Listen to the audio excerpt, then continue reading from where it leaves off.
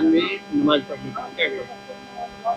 देखिए, नमाज पढ़ना और पूजा करना या फिर चर्च जाना, ये सब विषय जो है, ये विषय धर्मों के हिसाब से बताए गए हैं। और हमारा सोचना ये है कि हर कार्य का एक जगह बनाया हुआ है, और आप अपनी जगह से अगर बाहर सड़कों पर कोई ऐसी चीज़ें करना चाहते हैं, उसके लिए एक परमिशन बनाया गया है, जिसके लिए हमारे डिस्ट्रिक्ट मजिस्ट्रेट है, हमारा सिस्टम काम करता है। आप परमिशन लीजिए और जितनी तरह का कार्य करना है कीजिए।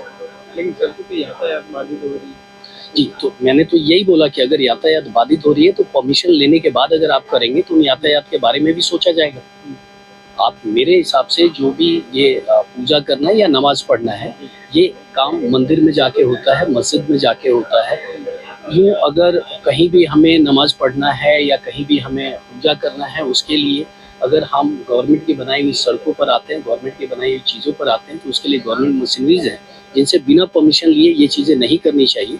और मुझे तो लगता है इस पे एक कानून बनाना चाहिए और उस कानून के हिसाब से कार्रवाई भी होनी चाहिए। वक्फ बोर्ड को लेकर क्या कहेंगे?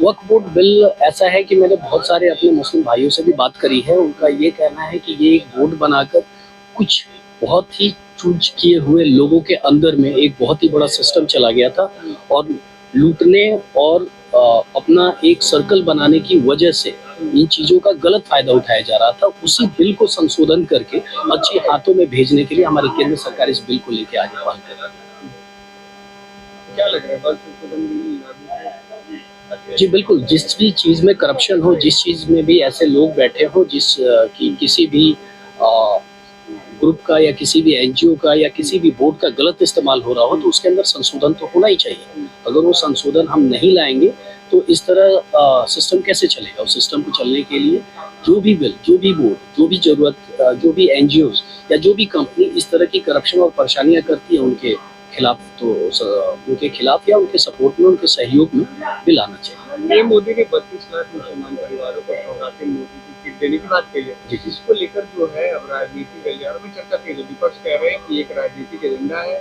बिहार में चुनाव है, तभी नहीं आ रहा है। जी देखिए, हमारे यशस्वी प्रधानमंत्री श्री नरेंद्र कुमार मोदी जी सबको एक समान मान के एक साथ लेके चलना चाहते हैं। वो हर जगह जाते हैं, सारे देश में जाते हैं, सारे देश के वो काफ़ी चहेते प्रधानमंत्री रहे हैं, और उनका किसी भी धर्म से जुड़ाव करना, हर तरह के लोगों को अपने साथ जोड़ना उनकी जिम्मेवारी भी है, और ये उनकी अच्छाई भी है।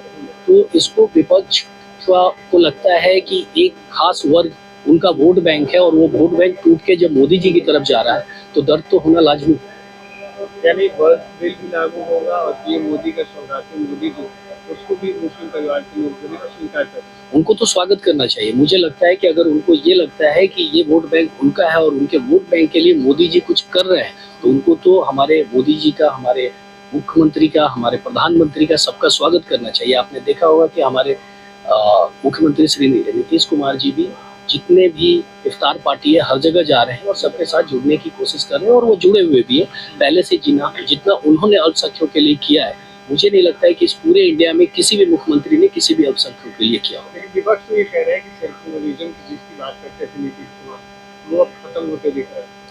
अगर आप योजनाओं से ही उठा के देख ले, बजट से ही उठाकर देख ले, तो जितना खर्च उन्होंने अल्पसंख्यकों के लिए किया है, तो क्या इससे पहले आई हुई उनकी सरकार जो कहती थी कि अल्पसंख्यक उनके साथ उन्होंने किया था, अगर उस कैलकुलेशन को आप निकाल के सामने लाएंगे तो आपको खुद पे पता चल जाएगा कि हमारे नीतीश कुमार जी ने इस बिहार में अल्पसंख्यकों के लिए कितना कुछ किया था।